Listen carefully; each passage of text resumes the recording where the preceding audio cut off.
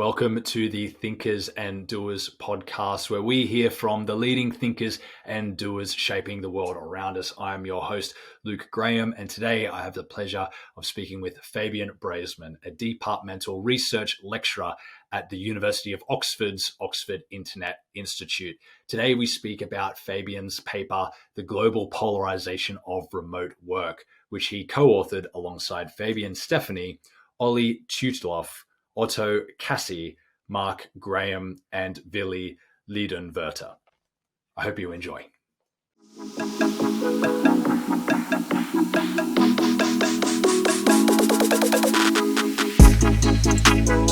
All right, Fabian Braesemann of the Oxford Internet Institute. Tell me, what is a data scientist? How did you come into this world?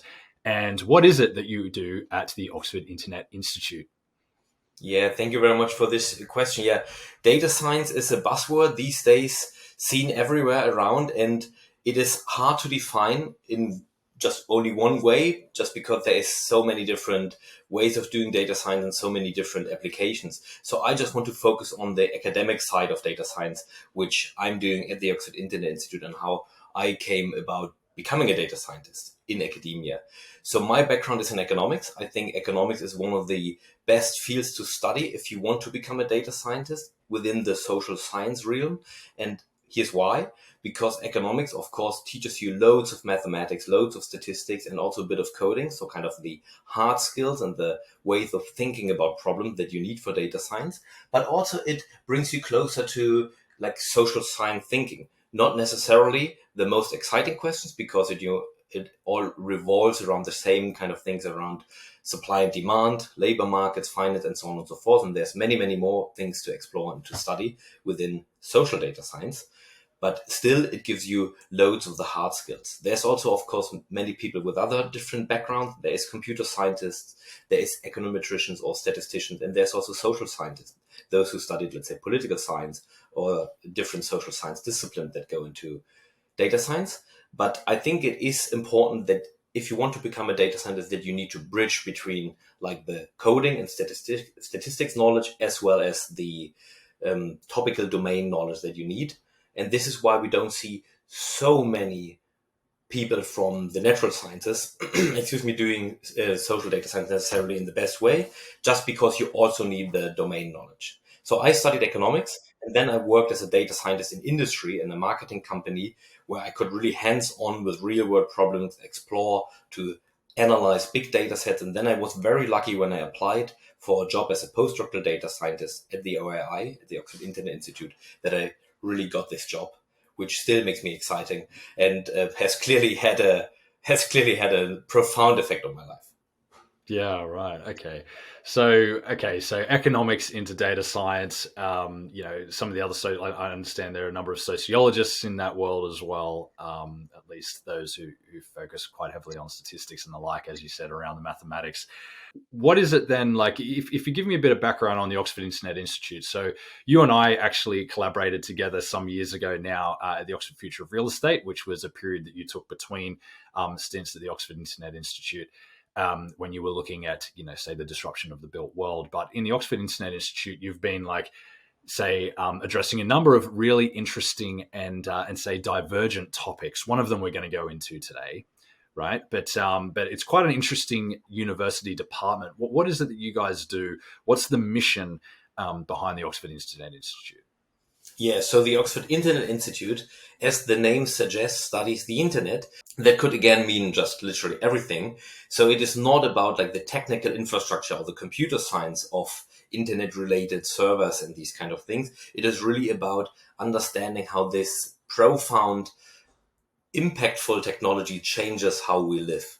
So it is to understand how life is happening online and how the online world is really flowing back and influencing how we all live. And by now, like more than 30 years into the internet era, I think we can say it has had a very, very profound impact on all of us in numerous ways. So there is different focus topics, I'd like to say, at the Oxford Internet Institute, and really interdisciplinary and cross-disciplinary research groups and topics being investigated, there's on the one hand, of course, things around like, say, social media. There's these negative effects like fake news, echo chambers, these bubbles that are forming there, and all the potential negative effects that are studied within the online world, but also things like what we are doing more, like trying to investigate the how the digital economy is developing and how it is impacting the economy at large. And also there is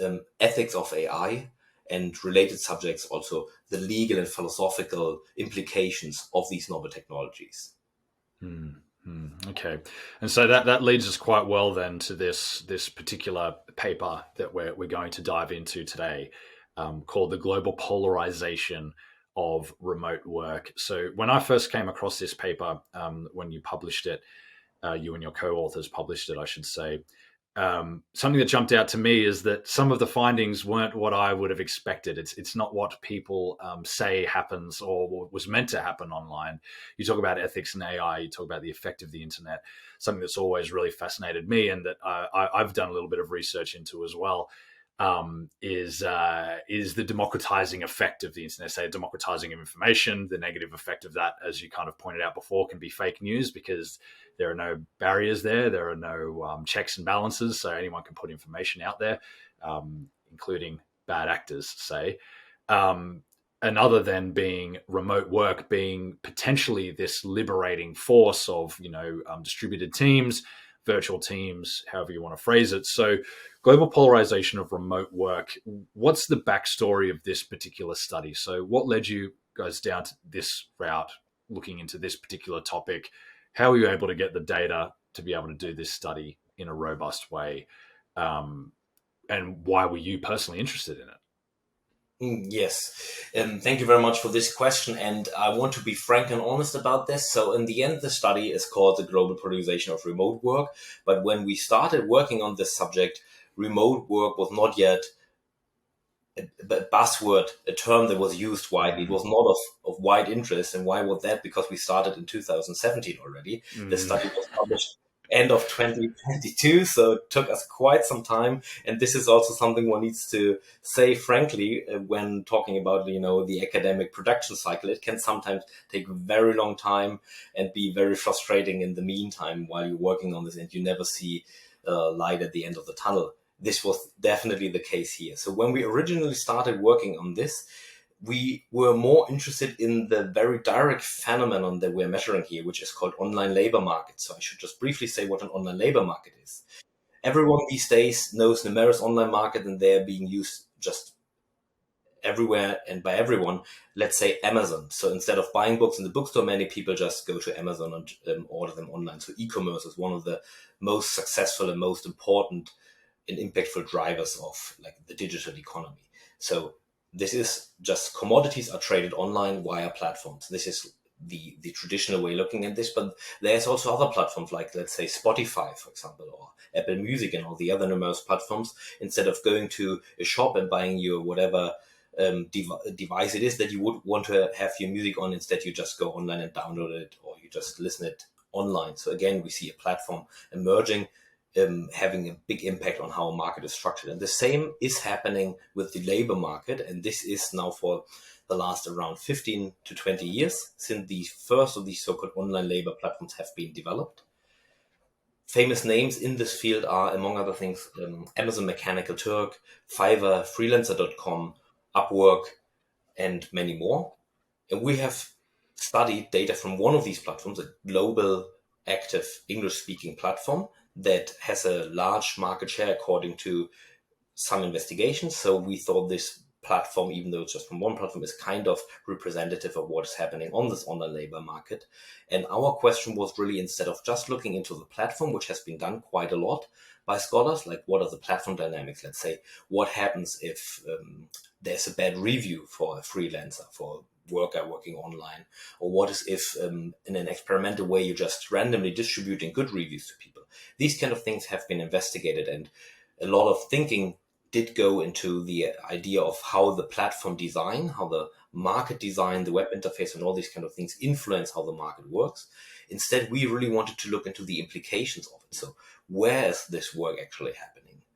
Why did we want to answer this question? Because at the Internet Geography chair, where I used to work back then when we started this project, led by Professor Mark Graham, the idea was flowing around that even though everything seems to happen just in cyberspace, in digital space, of course, it comes from somewhere. And this also brings then loads of implications, like geopolitical implications, economic implications, and so on and so forth, for people being on the ground and contributing to these different markets. And obviously the labor market in the kind of real economy is one of the most important parts of the overall economy. Hence the idea, even though these markets or these platforms are relatively small compared to overall labor markets, they might have in the long run a very huge impact if more and more parts of the labor market actually platformize and become platform-like, as we saw it in other markets like e-commerce, music, and so on.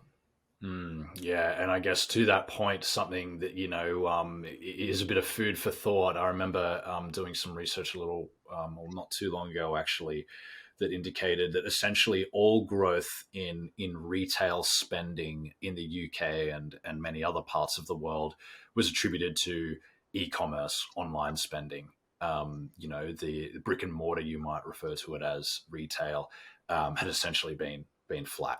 And so, interesting implications if that's then also playing out in other markets. So, yeah, really interesting point.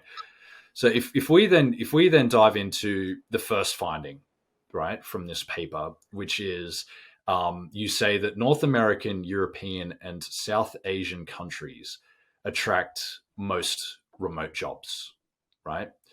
Why is that the case? Yeah. Maybe just very briefly, how did we come to this finding in the first place? Yeah.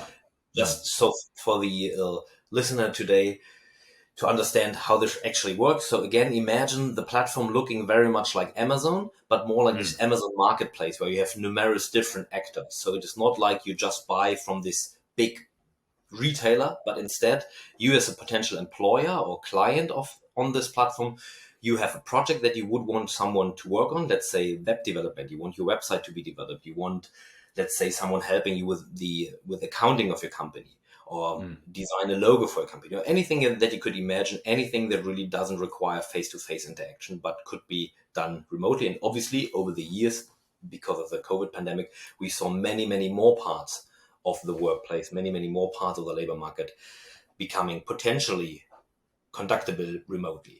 So imagine you are a client, you have a project, you want someone to help you with something. So you will set up your project website on this platform, and then freelancers can apply to this job. So there's a whole bunch of people that will apply from all over the world, and these people, they have their own little profile where they provide information like something like a virtual CV, you could say. So their educational background, their experience, their skills, and also their location. And this is just one of the features being used. And what we did is we geocoded the data of several 100,000 of these freelancers who did in total like almost 2 million projects. This is, I think, one of the largest data set in the field. And if you think about it, like a labor market study oftentimes has fewer observations. So we were quite lucky to have such a big snippet of the labor market that we could investigate. And thanks to this geocoding and then merging these geocoded data point that is not only saying, let's say, I'm a freelancer from St. Petersburg, but we could really see this is a freelancer from St. Petersburg, which is, one of the biggest cities in Russia. We could say this corresponds to this and that OECD region, or this and that national statistical region. That was very important for us to really geocode the data and have a corresponding statistical unit so that we could do actually all these regional and economic geographical studies. So, and what we found, you just said correctly, we see that it's not a level playing field. It is not that people from all over the world seem to evenly contribute. Instead, we see huge geographical clustering. So almost all of the market is divided into only a very few number of countries. The most important freelancer destinations, so where most of the work goes, is India, the Philippines, Bangladesh, Pakistan, Ukraine, Russia, Serbia, and the United States. So only very few countries almost kind of completely dominate this market. And this is surprising if you think about it, that theoretically you only need a computer and internet infrastructure to contribute. There's no barrier to entry whatsoever. So we find that it's really these few regions like Eastern Europe, Southern Asia, and North America that dominate the market. And our main understanding, our main reasoning why this is because these places have the infrastructure, the skills, or the enabling institution that allow people to contribute. Of course, there's also people from other high income countries. But if you think about it, let's say you're in Switzerland, one of the, highest price, highest income countries of the world. If you compete with other freelancers from around the world, it might be difficult for you to set a competitive price, let's say for logo design or web development. So there is clearly a price effect. But what we were expecting, what we haven't seen, is we would have thought that more projects go to really low price destinations. This is also the hope that some people, and also within the development community, thought that this would happen. So places with very low price levels, let's say in sub-Saharan Africa, they could theoretically benefit the most from online labor markets, because they could set prices that are somehow, on the global average, which would be a huge bonus for people in these communities, in these areas, to work on such projects instead of getting the low local wage levels, or maybe no jobs at all, because these jobs don't exist there to some extent. But unfortunately, there is a lot of clustering, and most of the jobs go to particular places only. Yeah, it's an interesting point, especially around sub-Saharan Africa, because another benefit of sub-Saharan African labor is that it's the same time zone as European, right? Or at least very close. It's not the same as a European working with freelancers, say in the Philippines, which is essentially on the other side of the planet. And therefore coordination and those sorts of things can become difficult. In a previous episode, we're talking about remote teams with Dr. Professor Louise Mahler, and she was making a point around the touch points with remote teams and those sorts of things, and that seems to be resolved in many ways in sub-Saharan Africa. So essentially, then in summary, the challenge is where infrastructure exists for remote work to be able to be facilitated effectively. And so I guess what that means, in some ways, internet connection has to have a big part of that, or contribute a big element to that. Is there also social infrastructure, things like that play into part? Things like education systems, linguistics, anything like that came up? Yes, absolutely. This is the important finding, and one of the key findings, or the key, stepping stones in this whole story that we're telling in the paper. Mm. You also asked us for, unexpected results, and this is clearly an unexpected result. When we started working on this, emulating earlier studies that looked into things like, let's say, the geography of Wikipedia contributions and these kind of things, so other platforms, we thought that it will not tell us too much to dig into traditional socio-economic and infrastructure variables. We thought originally, most likely we look into this geography, and the geography will just be, scattered all around the globe, or kind of unexplainable with these traditional measures. But instead, when we really try to, for example, look into internet connectivity, and I was really, really challenging this, I thought for some reason we were expecting that the share of internet, or let's say the share of people having broadband access, or the quality of internet on the ground, would not play such a big role. But instead, it is really, after numerous tests and numerous different robustness checks we did, we found no, it is really just a mirror. So the online labor market is a mirror of the real economy.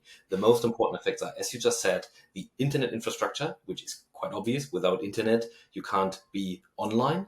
But here more also as an enabler, a place that has good internet infrastructure also has other types of infrastructures and enabling institutions. And these are, most importantly, GDP per capita, as an indication of the strength of the local economy. We measured this, on different scales. We didn't look only into country level, but also subnational data, where we were very lucky to be able to assemble subnational data, both on OECD, that is high income country level, as well as global south country level. And other elements are the education level, of course, the local price level, whether the country is generally English speaking, and what we call the IT specialization of the economy. So we could measure this with different variables. For example, within the OECD countries, we had a share of ICT related economic activities on overall gross value added in this region. On the country level, we had the share of ICT exports over GDP. So kind of how far the economy is already within, let's say, ICT related services. And then, little surprise, the Philippines and India particularly are traditional outsourcing destinations. Over a long time, as back offices for US, American, and British companies, they have already specialized into these areas. And it seems to be that really those places that have an edge, that have an advantage in being close to the IT economy, also thrive in the online world. This is, if you think about it, seems like, okay, yeah, what the story Morning Glory kind of absolutely natural, but it is in stark contrast to what people have expected, and also, and this is important, in contrast to what development agencies have been thinking about. There's initiatives in the world, like among others the Rockefeller Foundation, as well as the Kenyan government, who both kind of aimed for bringing 1 million online jobs to Africa. And what we found, and what particularly the research group at the OII led by Professor Mark Graham called GeoNet, what they did is interviewing people on the ground in different places in India, in Southern Africa and other places to find out, okay, why are these people struggling? And again, most of the ideas then about why this online market doesn't seem to work for the poorest people in the world who could benefit the most was often focused around the platform. Why is the platform bad? Why is the platform leading to exploitation? And what we are showing with our study is this might all be true, and this is very important to go for good platform and market design. Let's say any kind of coordination mechanism so that workers can remedy in case there's any problems with employees. These kind of things are important. But what we show really is, no matter what, the economy is just really transcending into the online world.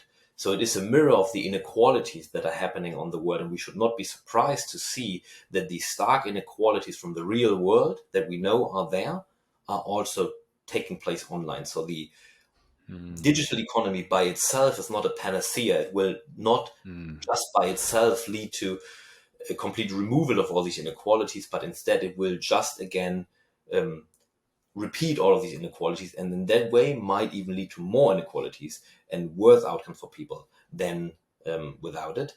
And taking this into consideration, policymakers should rather focus on building the infrastructure and enabling people on the ground to contribute instead of just looking at the platform or pinpointing at the platform. This is the...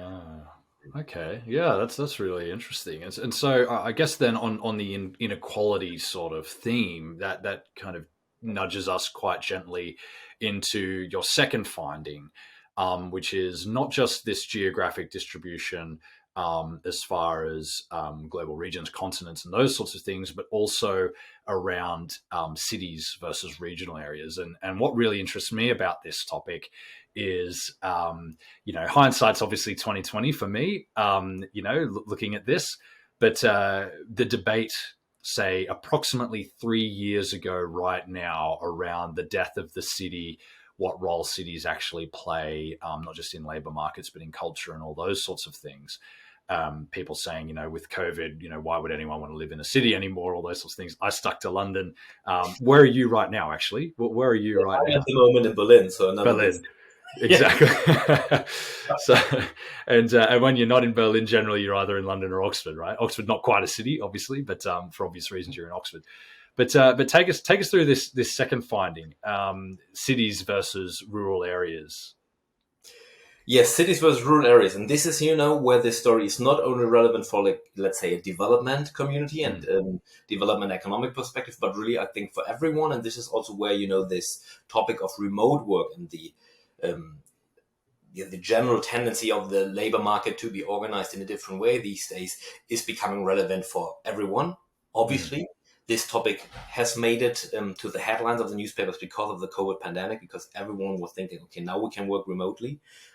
And, apart from all the negative effects of the COVID pandemic that we saw, this was to be seen, I think, over the over the years of the pandemic as one of the benefits of it, as one of the positive side effect that employers are becoming more flexible and they accept people working remote. So the idea for many was, okay, that's really great. I might move away from the big city. I can avoid the congestion and the high rents, and I can go to the countryside, or I can go to a holiday Mm. destination, to the beaches of Bali or wherever, and work from there. This Mm. has worked for people during the pandemic, for some of them, not of course for all of them, but for those who didn't need face-to-face interaction, that might have been a useful way forward. But here our results also are of relevance, I believe, because the platform data we look at is a fully remote labor market. So it is a market where everything is happening remotely. So it is not exactly corresponding to what the experience is for most people. That is, they have their employer on ground, they go there, they get the job, they have the job interview maybe taking place via Zoom, whatever. But then they have a desk in an office and they might show up or they might not show up and work remotely. But what would the long-term consequences of this be if, as we experienced throughout 2020 and the years after, employers adjust in a technological and organizational way, most importantly? So they by now are also fit having teams that are distributed all over the globe. So what is the long-term consequence of this when, not in your current job, but maybe the next job, you get a full remote job or the job after that?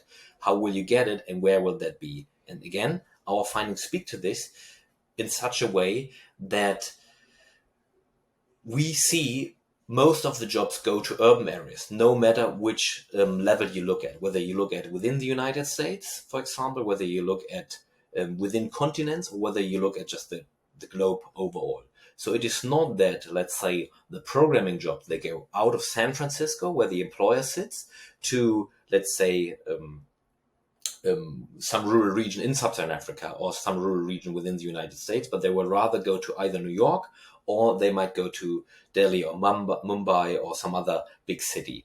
And we were, of course, struck by this. Why is it that we see this? And the same story holds again. It is the cities that have the enabling institutions.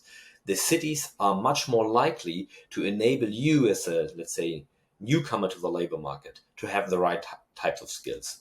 Because this is the places where you have a higher education, where you have universities, where you have specialized vocational training, and all these kind of indirect networks and indirect opportunities that makes it just more likely for you as a newcomer to the job to have the right types of in-demand skills. Let's say we like to make this one example of the technology TensorFlow, which is a recent deep learning framework. It's relatively complicated. It's nothing that you will just easily learn in high school or so. So you need to be very specialized. You need to be proficient in the programming language Python and in machine learning in general, and only then will you experience, or then will you have the opportunity to work with TensorFlow.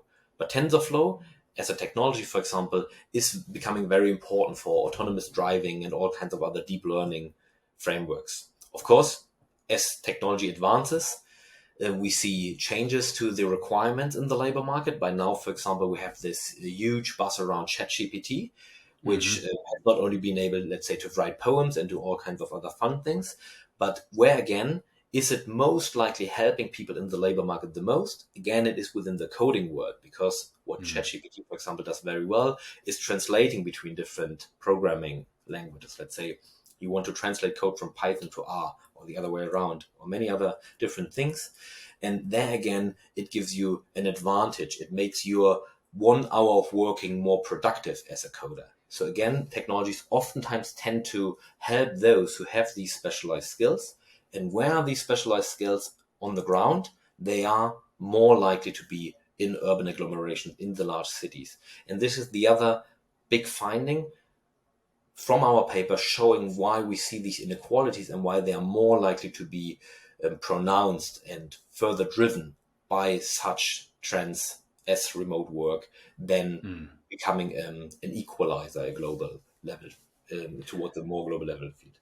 So if I then ask you, because I mean, what's something that we see a lot from the UN and many other sources is this global urbanization that's been taking place, say, over the last 70 years and into the next 30 years, right? Around rural situated peoples, going into cities expanding, all those sorts of things. Do you see what you found, you and your co-authors found here around the prevalence of city-based or urban-based workers remotely, does that correspond with the growing proportion of people who are in cities, or is this a disproportionate amount of labor in cities as well, like on top of that? Well, that's a really good question. We haven't looked into this comparison to that much extent, but I would like to say from the literature I know about what is called like urban scaling or Mm. kinds of cities, I would like to say most likely it is disproportionate. And why am I saying this? Because within this field of complex system science that looks into, how in general complex systems are organized and how they form and how they evolve, and the city is a complex system because there is numerous interactions taking place on all kinds of layers, and that is cultural, social, political, economical, and so on. And what's known from this field is that usually things kind of scale disproportionately. That is, for example, if you have a city that is twice the size in terms of population than another size, the crime rate, for example, will not just be twice as high, Mm. but it will be, let's say, four times as high. So Mm. many things that are more related to the number of potential interactions in a city, they scale disproportionately. And the same goes for business opportunities and jobs and innovation, these kind of things, because they are not just dependent on a pure headcount, but rather on the chances to interact. And of course, in a mega city like London, of course, there is much more opportunities and much more chances for you to just, randomly um, bump into someone. No, sorry, not randomly, I should say, but bump into someone who has this a very niche type of interest that you might have because you meet in meetups or in other kind of societies that focus on, let's say, deep learning, technology development, and all these kind of very advanced and niche kind of things. And in a rural environment, on contrast, of course, a certain number of people is just active in these, let's say, basic infrastructure things, let's say police, administration, all these kind of other things. So it is obviously just statistically much less likely that you have these Mm. number of people with these specialized types of interests and skills, and hence um, this focus towards cities and the scaling in cities. Yeah, and you know what? That's like anecdotally, there's a lot to say about that. Even with expats that I talk to from all corners of the globe, where they're almost now trapped if they're in somewhere like London or in New York or in one of these mega cities. They work in the type of job that doesn't really exist in their home city or their hometown or whatever, and in many ways they're almost trapped in a city. For some, in a very positive way, it's where they want to be. For others, perhaps they're trying to pivot in their careers. But at the end of the day, there are only 2 or 3 places in the world where their super specialization actually can meet the scale, say, of or the level of demand, say, to meet the supply of their labor. So yeah, interesting point.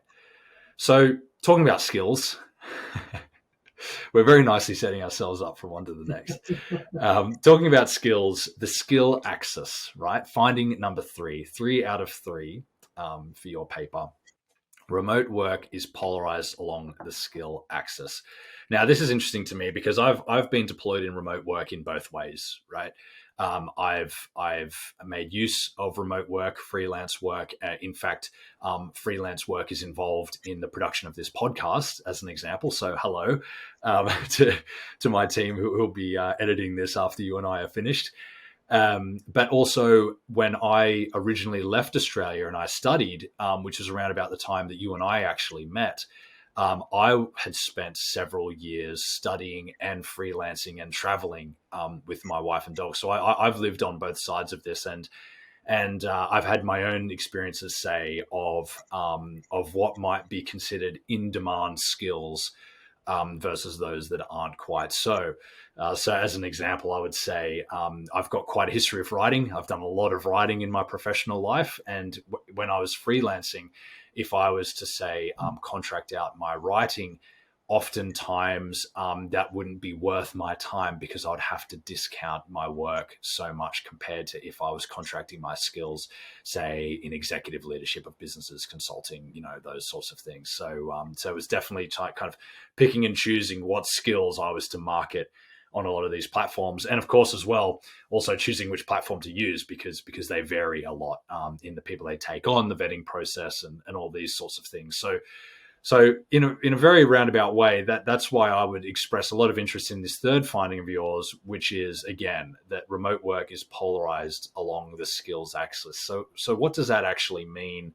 And again, how did you lead to that realization in this paper?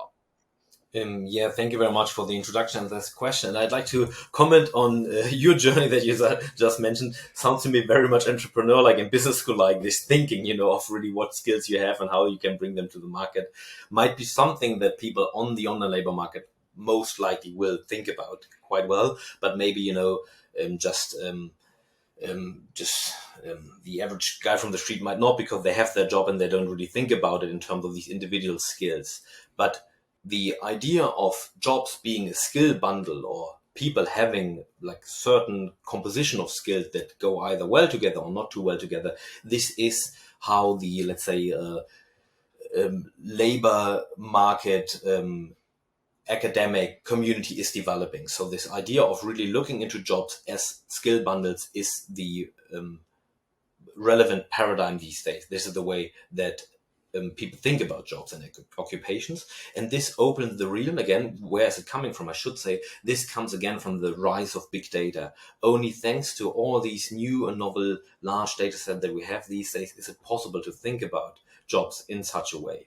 In the old days, let's say, where we only had labor market statistics from governmental sources, they were just maybe counting the number of plumbers and so on and so forth. And it was maybe not of too much interest to thinking about these things. But now, thanks to another form of platform, that is online job boards. So with an online job board, I'm referring to a website, let's say like Indeed.com, where people can just find jobs, remote or not remote. Usually it is on-site jobs.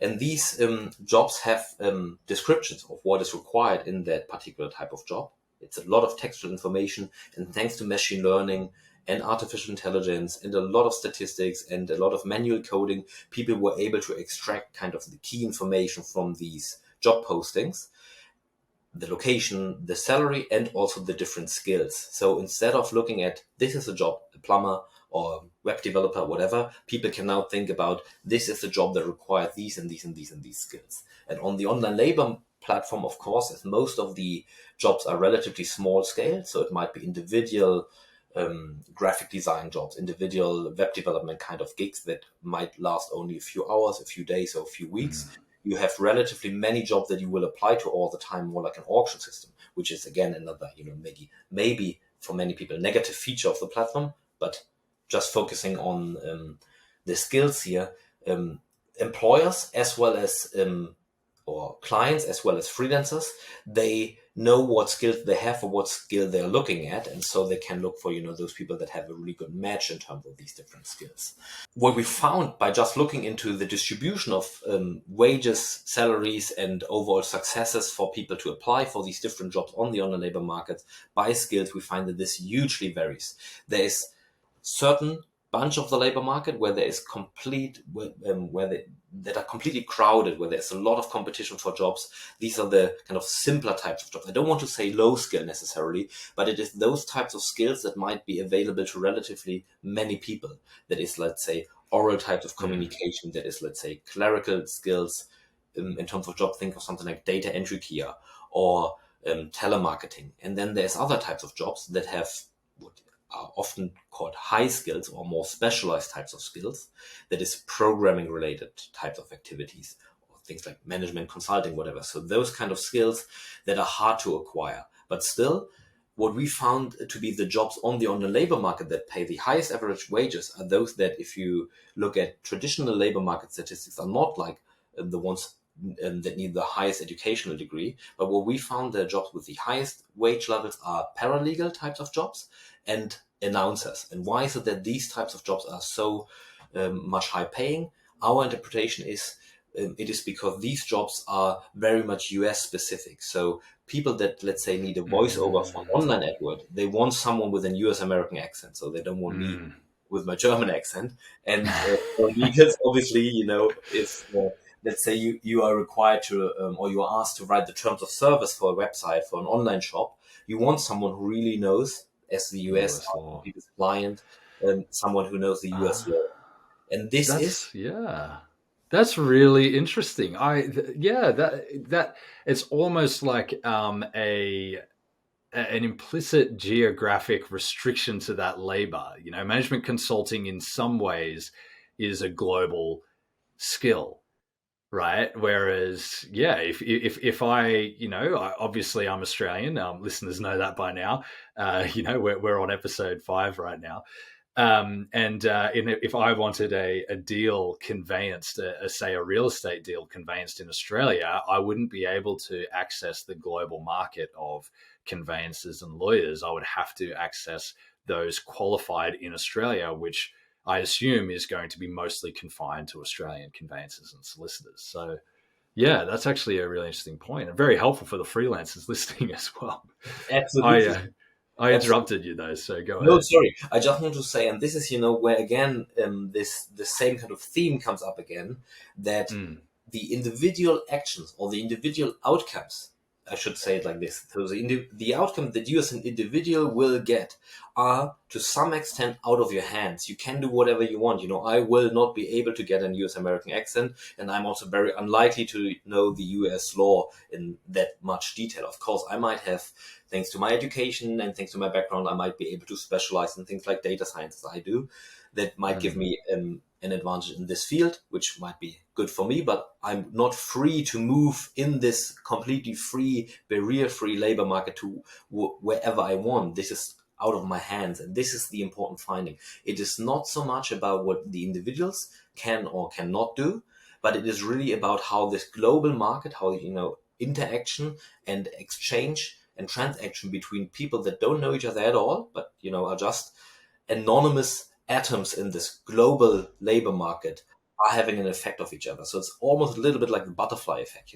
There is um, startup companies in San Francisco that just want to get help with their different tasks in order to save a bit of money on the wage bill, or they might not actually be able to get the talent locally, who invented these type of platforms in the first place, which has now a huge impact on people that live in sub-Saharan Africa, that live in South Asia or other places of the global south. And there is actually even very much unintended consequences. I read in a book that was co-authored by, sorry, not co-authored, that was single authored by Professor Wille de Donwörter from the Oxford Internet Institute in his really great book called Cloud Empires. There's a chapter on online labor markets and the You've kind told of me to read this.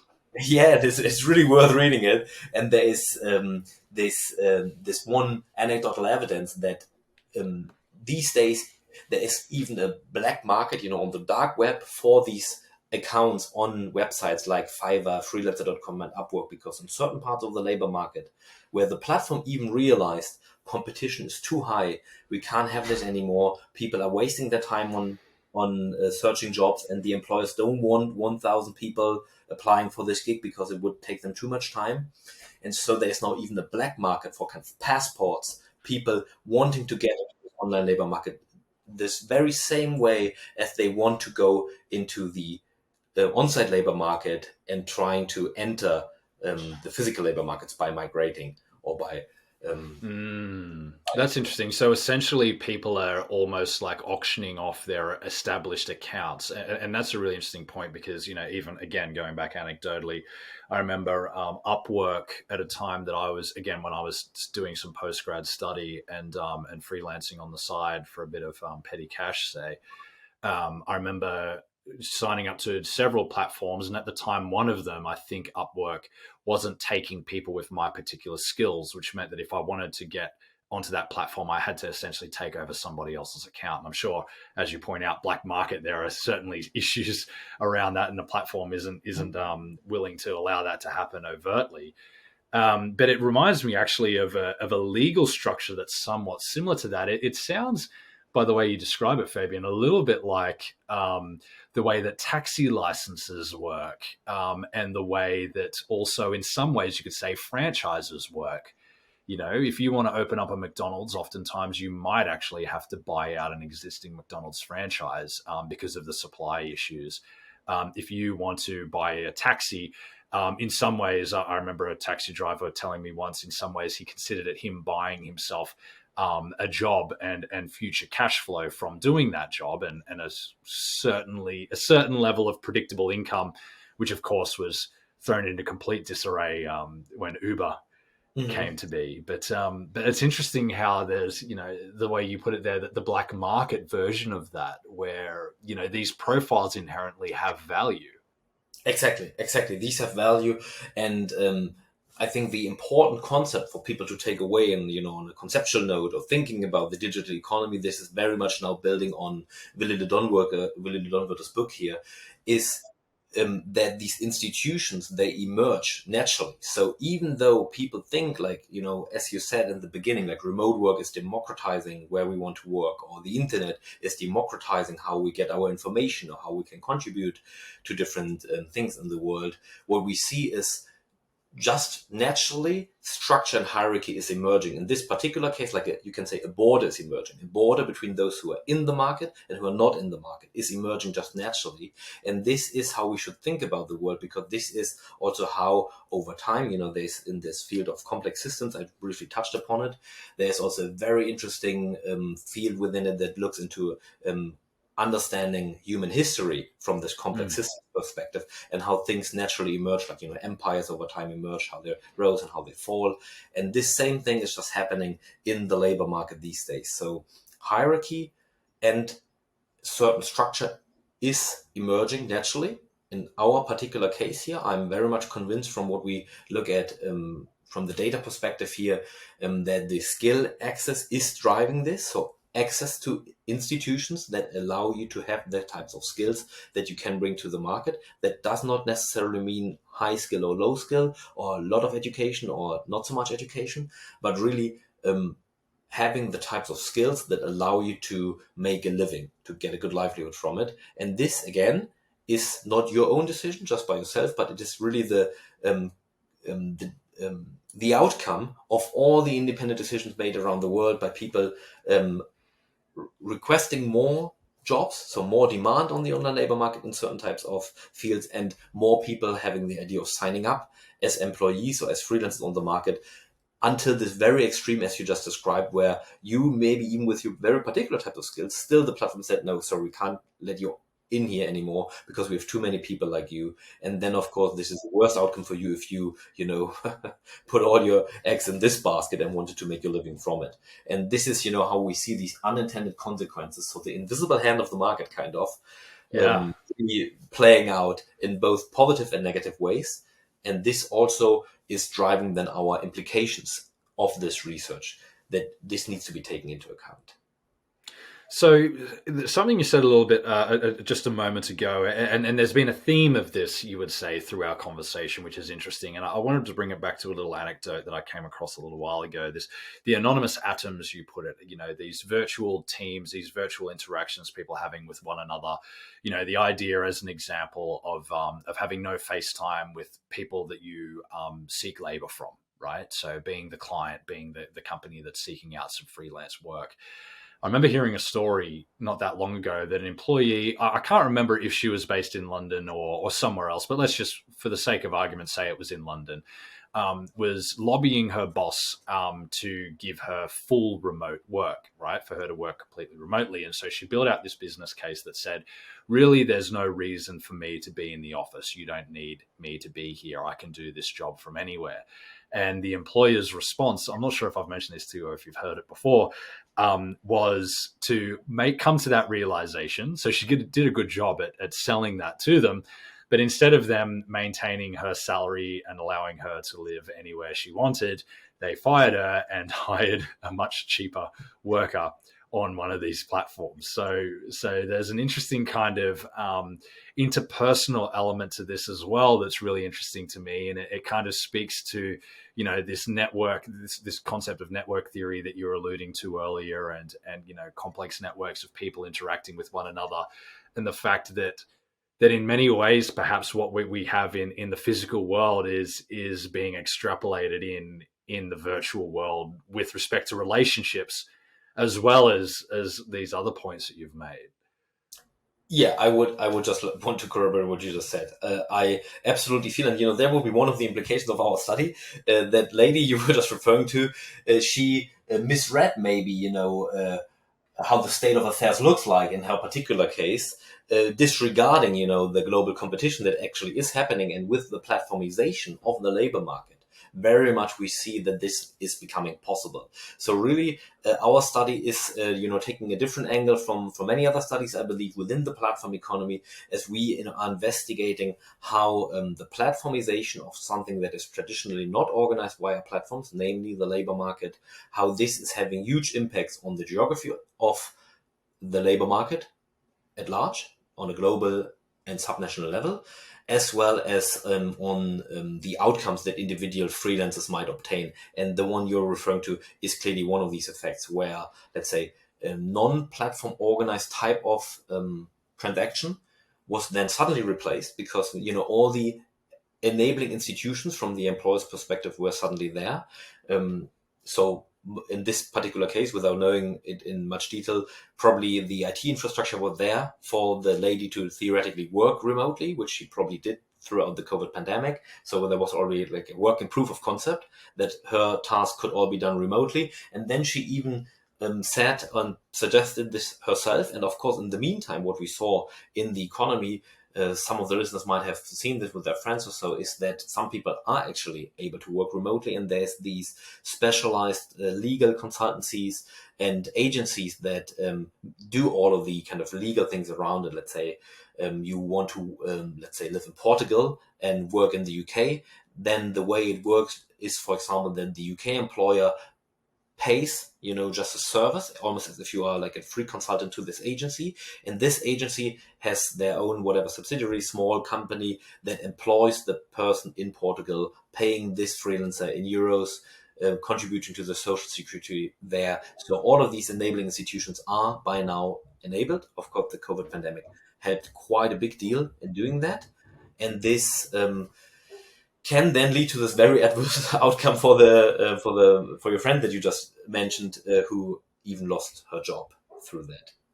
Yeah, yeah, it's a really interesting point, and you saying that makes me think that perhaps a future episode needs to be, you speak about AI and ethics and all those sorts of things, but the dynamics at play in the gig economy, what that means for I guess the right brain side of things here, employee relations, rights, all these sorts of things. There's a big argument out there that's in recent years with the gig economy, we've been rewinding, say, disassembling a lot of the industrial relations law and legislation that so many people in the mid 20th century worked to get put together. So it's a fascinating point, and so many dynamics at play with this. So it's a fascinating paper, and again, as we discussed, nothing more interesting than some unexpected outcomes. So congrats on the paper, and I'm going to have you back to discuss some of this in a bit more detail once you guys move forward with some of this research. No, thank you very much. I would love to talk about other aspects or other implications of this as well. Thank you very much, Luke, for having given me the opportunity to talk about our paper. And I believe the link of the paper will be shared with the text. Yes, it will. Yeah. So for those watching via YouTube, you'll see the link to the paper in the YouTube description. And for those who aren't, though, the title of the paper, "The Global Polarization of Remote Work," where can they find it if they're not clicking the link? Can they just Google it and it'll come up? Should they Google your name as well, Dr. Fabian Braesemann? Any other tips there? Yeah, I think if you type into Google like the global polarization of remote work, you should be happy already finding this. Mm. You should be lucky at finding this. If not, if you type in my name with it, Braesemann, or the name of the journal is called Plus One, you will definitely find it. Plus One, my name, or Plus One remote work, you will find this paper. It's open source, so it's freely available online for everyone to read. And there's also a number of small newspaper articles in English and German that might also pop up if you type it into Google. Beautiful. Well, Fabian, thanks again. Really enjoyed the conversation, and looking forward to the next one. Thank you. Speak to you soon. Bye.